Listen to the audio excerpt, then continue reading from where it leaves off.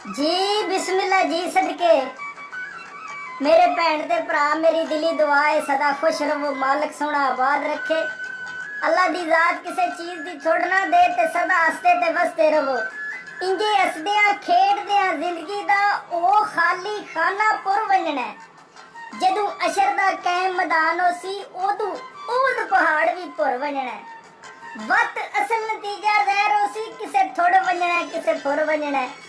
ये दुनिया कावश फानी है, तू भी टुर वजना मैं भी टुर वजना है। जले दिल दे नाजुक एरिया ते ना फिकर दे कोठे छत मिलसा। एक दो नहीं सा विच सारे लगातार दिहाड़े सत मिलसा।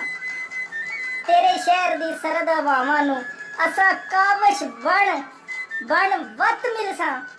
फिलहाल इजाजत मंगना जे रही जिंदगी ते वत वत मिलसा।